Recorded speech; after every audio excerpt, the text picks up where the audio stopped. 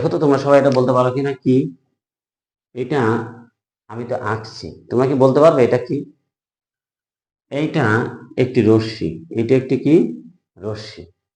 রশ্মি দেখো একদিকে অ্যারো চিহ্ন আছে আর একটা প্রান্ত বিন্দু, এটা কি ফিক্সড, এটাতে যাওয়ার কোনো জায়গা নাই। তাহলে এইটা একটা রশ্মি, এই রশ্মিটা হলো কি ও বিন্দু হলো প্রান্ত বিন্দু আর এর দিকে চলে যাচ্ছে।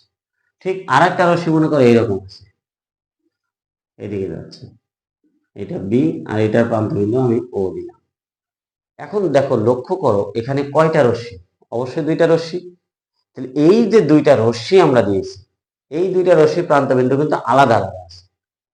এখন এই দুইটা রশ্মির প্রান্তবিন্দুকে যদি আমি এক জায়গায় দিই, তাহলে এটা ও এ, আর যদি এই দিকে যে দিই তাহলে এটা হচ্ছে বি। তাহলে রশ্মি এখানে কিন্তু আলাদা আলাদা ছিল, এখানে কি হয়েছে দুইটা রশ্মির প্রান্তবিন্দু কিন্তু এক হয়ে গিয়েছে। কি হয়ে গেছে? এক হয়ে গেছে। তাহলে দুইটা রশ্মির প্রান্তবিন্দু যদি একটা হয় তাহলে এই প্রান্তবিন্দুকে আমরা বলতে পারি সাধারণ বিন্দু। কি বলতে পারি?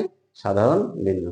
তাহলে দুইটা রশ্মির যদি একটা প্রান্তবিন্দু হয় বা মিলিত হয় এক জায়গাতে, তাহলে কোণ উৎপন্ন হয়। কি উৎপন্ন হয়?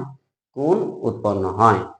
যখন কোণ তৈরি হয়ে গেল, এই যে এইটাকে আমরা কোণ বলছি, কি তৈরি হয়ে গেল? যখন এটা কোণ তৈরি হয়ে গেল, তখন এই যে সাধারণ বিন্দুটা ছিল, প্রান্ত বিন্দুটা ছিল, এইটাকে বলছি আমরা কোণের শীর্ষবিন্দু। এটাকে কি বলছি আমরা? কোণের শীর্ষবিন্দু।